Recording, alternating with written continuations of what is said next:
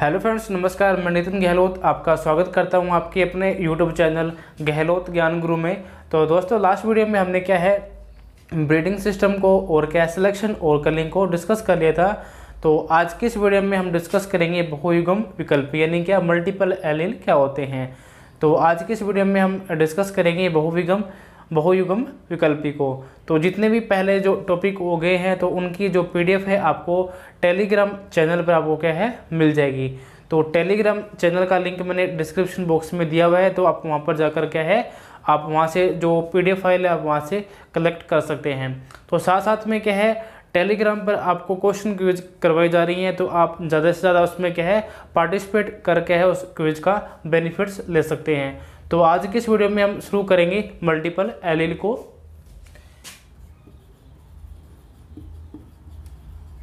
Multiple allele यानी क्या है बहुयुग्म विकल्पी क्या होते हैं।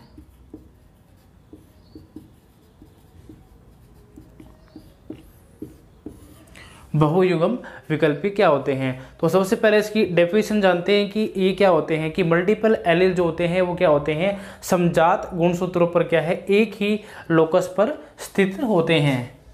क्या होते हैं, जो बहुयुग्म विकल्पी होते हैं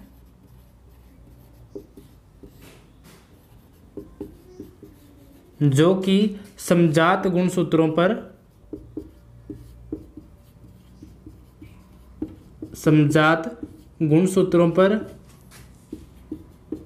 और एक ही लोकस पर स्थित होते हैं।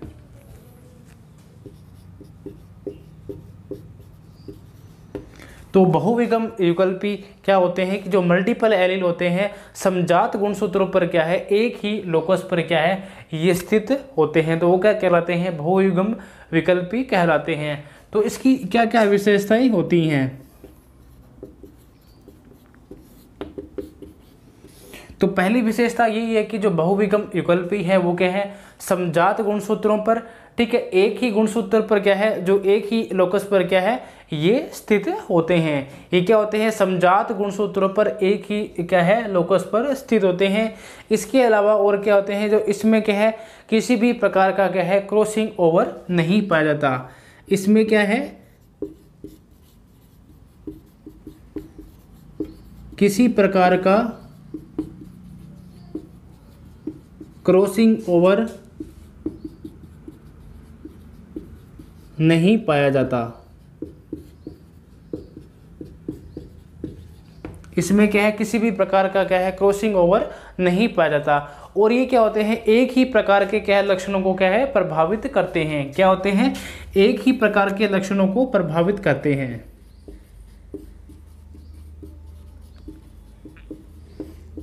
एक ही प्रकार के लक्षणों को क्या है प्रभावित करते हैं।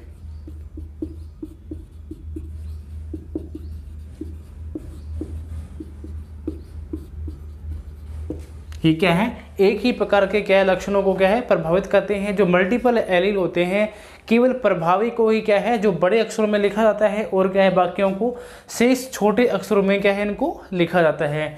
जो मल्टीपल एलील होते हैं जो प्रभावी होते हैं प्रभावी को क्या है बड़े अक्षरों से लिखा जाता है।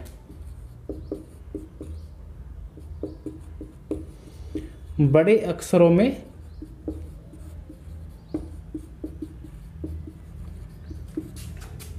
लिखा जाता है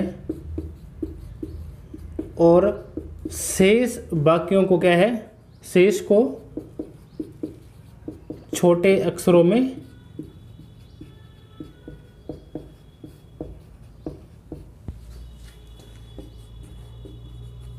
लिखा जाता है। ठीक है, तो इसकी क्या क्या विशेषता है। जो मल्टीपल एलील होते हैं वो क्या समजात गुणसूत्रों पर एक ही लोकस पर क्या स्थित होते हैं। इसमें क्या है किसी प्रकार का क्रॉसिंग ओवर नहीं पाया जाता और ये क्या है एक ही प्रकार के लक्षणों को क्या है प्रभावित करते हैं। और जो मल्टीपल एलील होते हैं वो क्या है जो प्रभावी होते हैं उसे क्या है बड़े अक्षरों में लिखा जाता है और जो बाकी हैं उनको क्या है छोटे अक्षरों में लिखा जाता है। तो बहुविगम विकल्पी यानी मल्टीपल एलील की सबसे पहले डेफिनेशन देखी थी। क्या होते हैं कि जो बहुविगम विकल्पी होते हैं वो क्या है, समजात गुणसूत्रों पर एक ही लोकस पर क्या है, ये स्थित होते हैं।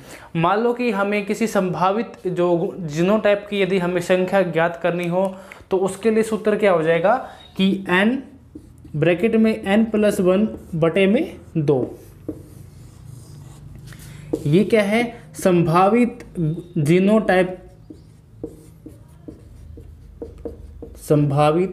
जीनोटाइप को ज्ञात करने का तरीका।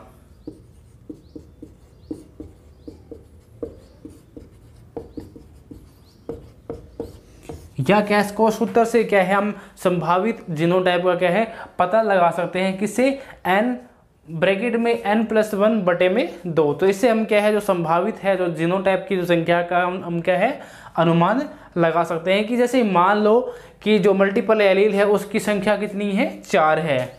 यदि मल्टीपल एलील की संख्या 4 है तो संभावित जीनोटाइप की संख्या कितनी होगी, 10 हो जाएगी।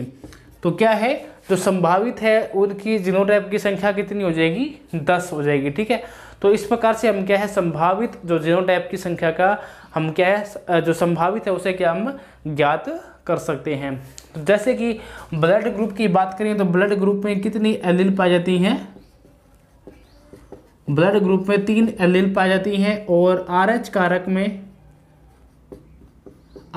में क्या है, 2 एलील पाई जाती हैं। ब्लड ग्रुप में कितनी एलील पाई जाती हैं, 3 एलील पाई जाती हैं। और ब्लड ग्रुप उसमें RH कारक में कितनी, 2 एलील पाई जाती हैं। ठीक है, तो अब हम इसे क्या एक एग्जाम्पल के रूप में इसको डिस्कस करते हैं। तो समयुग्मजी रंगीन का क्रॉस हम किससे करवाएंगे, समयुग्मजी रंजकहीन से। ठीक है, जो तो मान लेते हैं इसको। ठीक है, तो यदि हम समयुग्मजी रंगीन और समयुग्मजी रंजकहीन में क्या है, F1 जो पीढ़ी है यानी कि प्रथम जो क्रॉस में जो नई पीढ़ी प्राप्त होगी, ठीक है, वो कैसी हमें प्राप्त होगी। ठीक है, इस प्रकार की होगी, इसे क्या बोलेंगे, विषम युग्मजी रंगीन।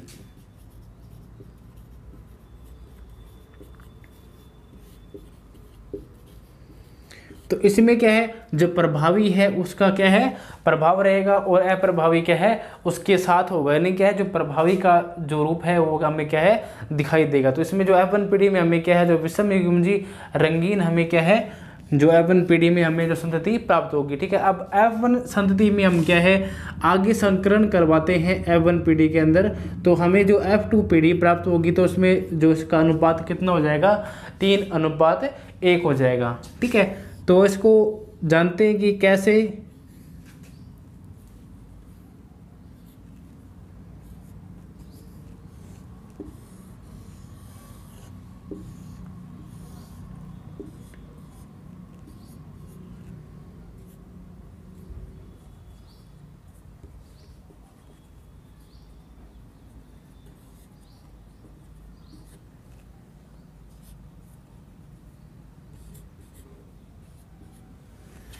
तो अब इसमें क्या है, जो हमें जो नई पीढ़ी प्राप्त होगी तो उसमें क्या अनुपात है वो कितना हो जाएगा, 3:1 हो जाएगा।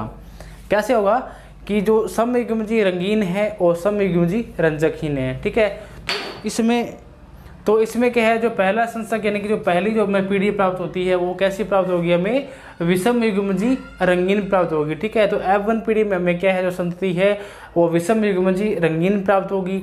ठीक है, तो F1 पीढ़ी में हम दोबारा संकरण करवाते हैं तो इसमें जो F2 पीढ़ी हमें जो प्राप्त होती है तो उसमें हमें क्या है, जो रंजकहीन और रंगीन में जो क्या है जो अनुपात होगा वो कितना होगा, 3:1 होगा। तो अब इसके बाद में डिस्कस करते हैं ब्लड ग्रुप को, यानी क्या है जो रक्त समूह है वो क्या होता है। तो ठीक है, तो इतना आपको समझ में आ गया। तो अब डिस्कस करते हैं ब्लड ग्रुप को। तो ये टॉपिक बहुत ज़्यादा इम्पोर्टेंट है एग्जाम की दृष्टि से, तो इसको ध्यान से समझिएगा। कोई भी अगर आपको डाउट लगता है तो आप हमें कमेंट में ज़रूर लिखिए, तो ये जो टॉपिक है आपको दोबारा रिपीट भी करवा दिया जाएगा। ठीक है, तो ब्लड ग्रुप क्या होता है, तो जो ब्लड ग्रुप के बारे में सबसे पहले जो इसकी खोज है यानी कि इसके बारे में हमें किसने बताया था, कार्ल लैंडस्टीनर ने। ब्लड की खोज किसने की थी? कार्ल लैंडस्टीनर ने।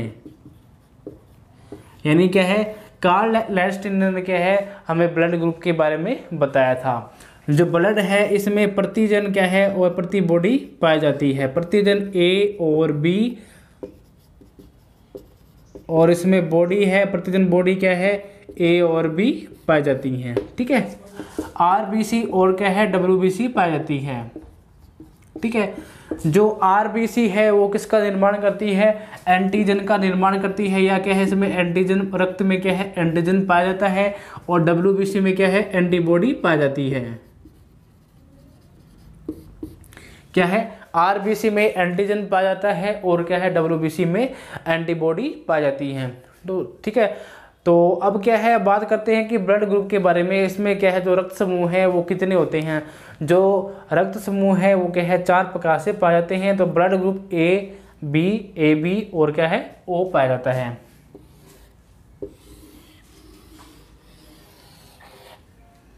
ब्लड ग्रुप ए बी और ओ।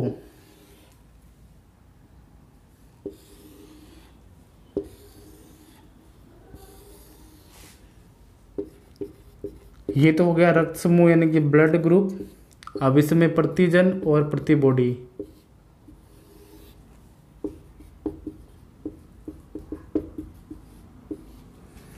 ठीक है, जो ए रक्त समूह होगा तो इसमें एंटीजन कौन सा पाया जाएगा? ए पाया जाएगा, और इसमें एंटीबॉडी कौन सी पाई जाएगी? बी। इसमें क्या है एंटीबॉडी पाई जाएगी। ठीक है, जो बी रक्त समूह होगा इसमें क्या है जो एंटीजन है वो कौन सी पाई जाएगी? बी। एंड इसमें क्या है एंटीजन पाया जाएगा, और इसमें एंटीबॉडी कौन सी पाई जाएगी? ए पाई जाएगी। ठीक है, ए बी रक्त समूह में क्या है जो एंटीजन है इसमें दोनों प्रकार की क्या है एंटीजन पाया जाता है, लेकिन इसमें क्या है किसी प्रकार का एंटीबॉडी नहीं पाया जाता है। अब बात करते हैं नेक्स्ट ओ ग्रुप की। तो जो ओ ब्लड ग्रुप है इसमें क्या है किसी भी प्रकार का प्रतिजन नहीं पाया जाता है, और इसमें क्या है दोनों प्रकार की एंटीबॉडी पाई जाती है। ठीक है, तो इसमें क्या है दोनों प्रकार की एंटीबॉडी पाई जाती है। इसमें ए बी ग्रुप में क्या है ए बी प्रतिजन दोनों प्रकार की पाई जाती है। यानी कि जो प्रतिजन है वो किस में पाया जाता है? आरबीसी में, और प्रतिबॉडी डब्ल्यूबीसी में। ठीक है, इतना आपको समझ में आया कि जो ब्लड ग्रुप है वो क्या है 4 प्रकार का होता है, ए बी और ओ। ठीक है, ए ग्रुप में जो प्रतिजन पाया जाता है वो ए पाया जाता है, इसमें प्रतिबॉडी बी पाया जाता है। बी ग्रुप में प्रतिजन बी पाया जाता है और प्रतिबॉडी ए पाया जाता है। और ब्लड ग्रुप ए बी में क्या है ए और बी दोनों प्रकार का प्रतिजन पाया जाता है, लेकिन इसमें किसी प्रकार की एंटीबॉडी नहीं पाई जाती है। ओ ब्लड ग्रुप में क्या है जो प्रतिजन है वो किसी प्रकार की इसमें नहीं पाई जाती, लेकिन इसमें क्या है दोनों प्रकार की क्या है एंटीबॉडी पाई जाती है। कि अब बात करते हैं इसमें ब्लड पीएच की। तो ब्लड पीएच कितना होता है? 7.4 इसमें क्या है ब्लड की पीएच होती है। तो इसमें औसतन जो शरीर भार का क्या है लगभग कितना पाया जाता है? 7 से 8% पाया जाता है। ब्लड की जो पीएच है वो कितनी है? 7.4 क्या है ब्लड की पीएच है, और क्या है जो शरीर के क्या है औसतन शरीर भार का क्या है लगभग 7 से 8% क्या है ये पाया जाता है। जो इसकी औसतन मात्रा होती है शरीर में क्या है लगभग 5 लीटर क्या है शरीर में ये पाया जाता है। इसके बाद में बात करते हैं कि जो प्लाज्मा जो होती है जो ब्लड का कितना भाग बनाती है? लगभग 55% भाग बनाती है। जो 55% भाग है जो ब्लड का वो क्या है प्लाज्मा होती है। ठीक है, जो बाकी जो शेष बचा हुआ क्या है जो 90% है जो इसमें क्या है जल पाया जाता है। क्या है 90% क्या है इसमें जल पाया जाता है। इसके अलावा क्या है 8 से 9% इसमें क्या है कार्बनिक पदार्थ पाया जाता है। 8 से 9% इसमें क्या है कार्बनिक पदार्थ पाया जाता है। इसके अलावा 1% इसमें क्या है अकार्बनिक पदार्थ पाया जाता है। कितना? 1% क्या है इसमें अकार्बनिक पदार्थ पाया जाता है। तो ब्लड की पीएच कितनी है? 7.4 है, जो कि शरीर का औसतन भार का लगभग कितना 7 से 8% ये पाया जाता है। जो औसतन इसकी मात्रा है वो कितनी है, लगभग 5 लीटर के आसपास होती है। ठीक है, जो प्लाज्मा होती है जो कि क्या है, ब्लड का कितना भाग बनाती है, 55% भाग होता है। ठीक है, 90% इसमें जल होता है। इसके अलावा इसमें 8 से 9% क्या है, कार्बनिक पदार्थ, और 1% इसमें क्या है, अकार्बनिक पदार्थ पाया जाता है। जो ब्लड है वो ब्लड क्या है, आगे 2 भाग में बटा होता है। ठीक है, प्लाज्मा और क्या है, ब्लड सेल में। प्लाज्मा और ब्लड सेल्स में आगे 2 भागों में डिवाइड होता है। जो ब्लड सेल्स होती हैं वो आगे 2 भाग में होती है, आरबीसी और डब्ल्यूबीसी। ठीक है, जो ब्लड सेल्स होती हैं आगे 2 भाग में होती है, आरबीसी और डब्ल्यूबीसी। जो आरबीसी होती है जो कि रक्त का 45% जो भाग है वो रखती हैं, और डब्ल्यूबीसी है जो कि रक्त भाग का 55% भाग रखती है। ठीक है, तो अब बात करते हैं कि जो आरबीसी का व्यास होता है वो कितना होता है। जो आरबीसी का जो व्यास होता है 7.5 से 8 माइक्रोन इसका जो क्या है व्यास होता है। डब्ल्यूबीसी जो होती है वो क्या होती है, केंद्रक युक्त होती है और क्या है, रंगहीन होती है। क्या होती है, जो डब्ल्यूबीसी होती है वो क्या होती है, केंद्रक युक्त होती है, और कैसी होती है, रंगहीन होती है। ठीक है, केंद्रक युक्त और क्या है, रंगहीन होती है। जो डब्ल्यूबीसी होती है, डब्ल्यूबीसी आगे 2 इसके जो पार्ट होते हैं, ग्रेनुलोसाइट्स और क्या है, एग्रेनुलोसाइट। डब्ल्यूबीसी है इसकी आगे 2 पार्ट हैं, ग्रेनुलोसाइट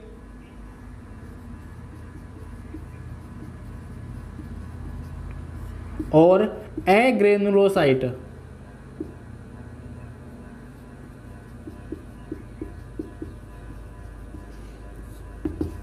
क्या है, डब्ल्यूबीसी आगे इसमें 2 पार्ट्स होते हैं, ग्रेनुलोसाइट्स और क्या है, एग्रेनुलोसाइट होते हैं।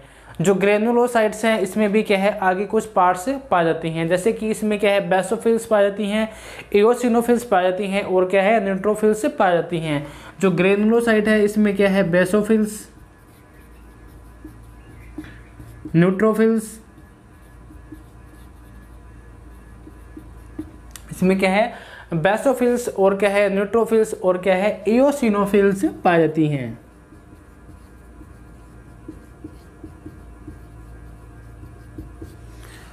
जो ग्रेनुलोसाइट्स हैं इसमें आगे 3 प्रकार से क्या है, इसमें जो टाइप है वो पाए जाते हैं। इसमें बेसोफिल्स और न्यूट्रोफिल्स और क्या है, इसमें एओसिनोफिल्स पाई जाती हैं। जो एग्रेनुलोसाइट्स है इसमें क्या है, 2 प्रकार से आगे पाई जाती हैं। इसमें क्या है, लिम्फोसाइट्स और क्या है, मोनोसाइट्स पाई जाती हैं। लिम्फोसाइट्स और क्या है, मोनोसाइट्स।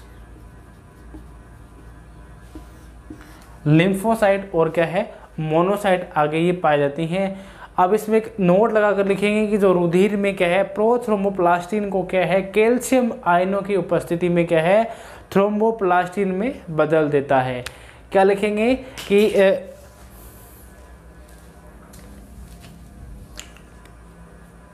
तो इसमें क्या लिखेंगे कि रुधिर में क्या है, प्रोथ्रोम्बिन जो प्रोथ्रोम्बोप्लास्टिन है वो क्या है, कैल्शियम आयनों की उपस्थिति में क्या है, प्रोथ्रोम्बिन प्लास्टिन में बदल देता है। ठीक है, जो प्रोथ्रोम्बिन क्या है, जो आगे क्या है, जो थ्रोम्बोप्लास्टिन से रिएक्ट करके क्या है, थ्रोम्बिन का निर्माण। तो इसके बाद में बात करें कि जो फाइब्रिनोजन है वो क्या है, थ्रोम्बिन से रिएक्ट कर क्या है, फाइब्रिन का निर्माण करता है।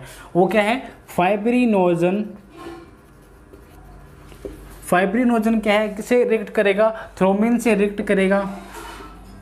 ठीक है, थ्रोम्बिन से रिएक्ट कर क्या है, किसका निर्माण करेगा, फाइब्रिन का निर्माण करेगा। किसका निर्माण करेगा, फाइब्रिन का निर्माण करेगा। जो प्रोथ्रोम्बिन प्लास्टिन है वो क्या है, थ्रोम्बोप्लास्टिन से रिएक्ट कर क्या है, थ्रोम्बिन का निर्माण करेगा। ठीक है, इसके बाद में अगर फाइब्रिनोजन की बात करें तो फाइब्रिनोजन क्या है, थ्रोम्बिन से रिएक्ट कर क्या है, फाइब्रिन का निर्माण करेगा। ठीक है, तो संश्लेषण के लिए क्या है, जो क्या है, विटामिन के की क्या है, आवश्यकता होती है। तो संश्लेषण के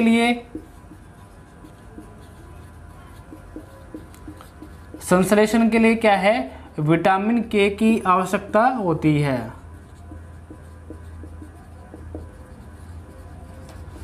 किसकी आवश्यकता होती है, विटामिन के की आवश्यकता। तो जो क्या है, प्रोथ्रोम्बिन जो थ्रोम्बोप्लास्टिन है जो कि थ्रोम्बोप्लास्टिन से रिएक्ट करके है जो थ्रोम्बिन का निर्माण करता है, तो उसमें क्या होता है, ये क्या होता है कि संश्लेषण के लिए, इसके संश्लेषण के लिए क्या है, विटामिन के की आवश्यकता होती है। ठीक है, जो फाइब्रिनोजन है जो कि थ्रोम्बिन से रिएक्ट करके है फाइब्रिन का निर्माण करता है, तो ये क्या है, क्लोट के निर्माण में काम करता है। यानी क्लोट जब बनता है तो उस दौरान क्या है, एक पीले रंग का गैस स्राव ये रिएक्ट करता है जो कि बाहर निकलता है, तो उसे क्या है, सीरम कहते हैं।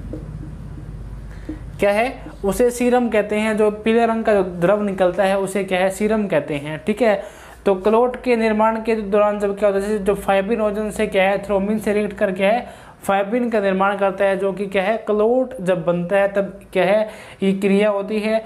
जो प्रोथ्रोम्बिन जो क्या है, प्रोथ्रोम्बोप्लास्टिन है, यानी कि जो प्रोथ्रोम्बिन प्लास्टिन है वो जब थ्रोम्बोप्लास्टिन से रिएक्ट करता है तब क्या है, उसके संश्लेषण के लिए क्या है, जो विटामिन के की क्या है, आवश्यकता होती है, जो कि क्या है, थ्रोम्बिन के निर्माण में। तो डिस्कस करे थे ब्लड ग्रुप को, तो बात करते हैं कि जो AB जो ग्रुप वाला जो व्यक्ति होता है वो क्या आता है, सर्वग्राही होता है। क्या नहीं, यानी कि जो AB ग्रुप वाला व्यक्ति होता है वो सभी ग्रुप से क्या है, AB और क्या है, O से क्या है, वो जो क्या है, ब्लड ले सकता है। लेकिन जो O ग्रुप वाला समूह व्यक्ति जो होता है वो क्या होता है, सर्वदाता होता है। यानी क्या है, ये AB और क्या है, O को अपना ब्लड दे सकता है। तो AB जो ग्रुप वाला व्यक्ति होता है इसे सर्वग्राही यानी कि यूनिवर्सल क्या है, रिसिपिएंट कहते हैं। ठीक है, जो O वाला ग्रुप वाला व्यक्ति होता है उसे क्या है, सर्वदाता यानी कि यूनिवर्सल डोनर कहते हैं। अब बात करते हैं RH कारक की, यानी कि RH कारक क्या होता है, इसको डिटेल्स इसको डिस्कस करते हैं।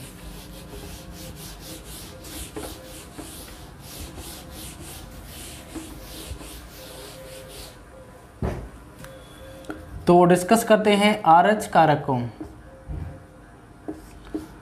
RH कारक ठीक क्या होता है, जो इसकी खोज है वो किसने की थी, लैंडस्टीनर और किसने की थी, विनर ने की थी। जो इसकी खोज है वो किसने की थी, लैंडस्टीनर और किसने, विनर ने इसकी खोज की थी। तो इसकी खोज किसने की थी, लैंडस्टीनर और किसने की थी, विनर ने इसकी खोज की थी। और कब की थी, 1940 ईस्वी में की थी। 1940 ईस्वी में क्या है, रिसस नाम के बंदर में क्या है, उसके ब्लड में इसकी खोज की थी। ठीक है, तो जो RH कारक होता है जो क्या है, बच्चे के जन्म के लिए क्या है, बहुत ज़्यादा महत्वपूर्ण होता है। RH जो कारक होता है बच्चे पैदा होने के लिए महत्वपूर्ण होता है। जो RH कारक है वो क्या है, बच्चे पैदा होने के लिए, बच्चे जन्म लेने में क्या है, बहुत ज़्यादा इम्पोर्टेंट रखता है। तो इसको एक एग्जाम्पल के रूप में समझते हैं कि एक RH नेगेटिव स्त्री का विवाह RH पॉजिटिव पुरुष के साथ यदि इसका विवाह किया जाए तो जो उसकी आने वाली संतान है वो कैसी होगी, RH पॉजिटिव होगी। जो उसमें आने वाली संतति होगी यानी जो बच्चा होगा वो कैसा होगा, RH पॉजिटिव होगा। यानी क्या है, भ्रूण से कुछ कोशिकाएं होती हैं जो परिवर्तन के दौरान क्या है, समय की रक्त धारा के साथ क्या है, मिश्रित होती है। और जो प्रथम इसमें जो बच्चा होता है वो कैसा होता है, स्वस्थ बच्चा पैदा होता है। यानी क्या है, जो प्रथम जो बच्चा होगा वो कैसा होगा, स्वस्थ होगा। तो इसमें एक नोट अगर लिखेंगे कि जब सेकंड टाइम क्या, जब गर्भ धारण होगा तो उसमें उस दौरान क्या होता है, कुछ एंटीबॉडी जो होती है जो माता के प्लेसेंटा के द्वारा क्या है, भ्रूण में चली जाती है। इस कारण क्या होता है, जो भ्रूण की RBC क्या होती है, नष्ट हो जाती है। तो इस प्रकार के रोग को क्या कहते हैं, एरिथ्रोब्लास्टोसिस फिटेसिस कहते हैं। इसे क्या कहते हैं, एरिथ्रोब्लास्टोसिस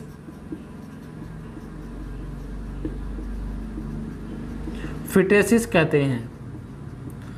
तो जो ये रोग है ये भी क्या है, काफ़ी इम्पोर्टेंट बनता है कि जब माता सेकंड टाइम गर्भ धारण करेगी तो उस दौरान क्या होती है, कुछ जो एंटीबॉडी होती है जो प्लेसेंटा के द्वारा क्या है, भ्रूण के रक्त में मिल जाती है, जिसके कारण क्या है, जो भ्रूण की RBC है वो क्या होती है, नष्ट हो जाती है। जिसकी वजह से क्या होता है, इस प्रकार के जो जो क्रिया होती है उस दौरान क्या एक रोग होता है, तो इस रोग को क्या कहते हैं, एरिथ्रोब्लास्टोसिस फिटेसिस कहते हैं। तो ये एग्जाम के लिए बहुत ज़्यादा इम्पोर्टेंट बनता है कि जब RH नेगेटिव स्त्री का विवाह RH पॉजिटिव पुरुष से करवाते हैं, तो जब इसमें सेकंड टाइम जो बर्थ होती है उस दौरान जो बच्चा होता है उसमें होने वाला रोग क्या कहलाता है, तो क्या कहलाता है, एरिथ्रोब्लास्टोसिस फिटेसिस कहलाता है।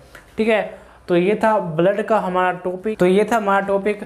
तो सबसे पहले हमने डिस्कस किया था कि मल्टीपल एलील क्या होता है, यानी कि बहुविगम विकल्पी क्या होता है। तो मल्टीपल एलील में हमने सबसे पहले ये डिस्कस किया था कि जो मल्टीपल एलील होते हैं वो क्या होते हैं, समजात गुणसूत्रों पर एक ही क्या है, एलील पर क्या है, ये पाए जाते हैं। इसकी विशेषता क्या होती है, जो मल्टीपल एलील होते हैं समजात गुणसूत्रों पर एक ही लोकस पर क्या है, ये स्थित होते हैं। इसमें किसी भी प्रकार का क्या है, क्रॉसिंग ओवर नहीं पाया जाता है। इसके अलावा इसमें एक ही प्रकार के लक्षणों को क्या प्रभावित करते हैं। इसके बाद में हमने डिस्कस किया था कि जो मल्टीपल एलील होते हैं वो केवल प्रभावी को ही क्या है, बड़े अक्षरों से लिखा, तो जो बाकी शेष है उसे क्या है, छोटे अक्षरों में लिखा जाता है। तो इसके बाद में हमने संभावित जीन को ज्ञात करने के लिए सूत्र लिखा था, तो वो क्या था, n ब्रैकेट में n+1/2। तो इसके द्वारा हम क्या है, संभावित जीनोटाइप की संख्या का अनुमान लगा सकते हैं। इसके बाद में हमने ब्लड ग्रुप को स्टार्ट किया था। तो ब्लड ग्रुप में क्या है, 3 एलील पाए जाते हैं और RH कारक में 2 एलील पाए जाते हैं। तो सबसे इम्पोर्टेंट था, हमने ब्लड ग्रुप को डिस्कस किया था। उसमें जो रक्त की pH है वो कितनी होती है, 7.4 होती है। ठीक है, जो शरीर के औसतन भाग का कितना होता है, 5 से 7% और 6 से 7% ये भाग बनाता है। ठीक है, जो औसतन शरीर भाग का कितना जो लीटर उसमें खून पाया जाता है, 5 लीटर खून पाया जाता है। तो शरीर में औसतन मात्रा में कितना ब्लड होता है, 5 लीटर होता है। तो जो प्लाज्मा होती है, जो ब्लड का लगभग कितना भाग बनाती है, 55% भाग बनाती है। बाकी शेष जो 45% होता है वो RBC भाग बनाती है और बाकी 90% इसमें क्या होता है, जल पाया जाता है। उसमें 8 से 9% क्या है, इसमें कार्बनिक पदार्थ पाए जाते हैं और 1% इसमें क्या है, अकार्बनिक पदार्थ पाया जाता है। तो इसके बाद में हमने डिस्कस किया था कि ब्लड ग्रुप कितने प्रकार के होते हैं, 4 प्रकार के ब्लड ग्रुप पाए जाते हैं, AB और O। इसके अंदर हमने प्रतिजन और प्रति बॉडी के बारे में डिस्कस किया था और इसके बाद में हमने RH कारक को डिस्कस किया था। तो ये था आज का हमारा टॉपिक। तो आज की इस वीडियो में हमने क्या है, मल्टीपल एलील को डिस्कस किया, उसमें हमने ब्लड ग्रुप को डिस्कस किया और साथ में RH कारक को डिस्कस किया। यदि किसी को भी किसी भी प्रकार की कोई समस्या है या किसी प्रकार का डाउट है तो आप हमें कमेंट में ज़रूर लिखें। ठीक है, इस समस्या का समाधान है जो कि नेक्स्ट वीडियो में आपको जो कैश का हल दिया जाएगा। ठीक है, और ज़्यादा से ज़्यादा हमारे टेलीग्राम चैनल को ज्वाइन करें और इस पर क्या है, जो क्वेश्चन क्विज करवाई जा रही हैं उसमें ज़्यादा से ज़्यादा भाग लें। ठीक है, साथ साथ में जितना भी टॉपिक आपको करवाया जा रहा है उसकी PDF आपको टेलीग्राम चैनल पर उपलब्ध करवाई जा रही हैं। तो आप ज़्यादा से ज़्यादा टेलीग्राम चैनल को ज्वाइन करें। तो आज के लिए इस वीडियो में इतना ही, धन्यवाद।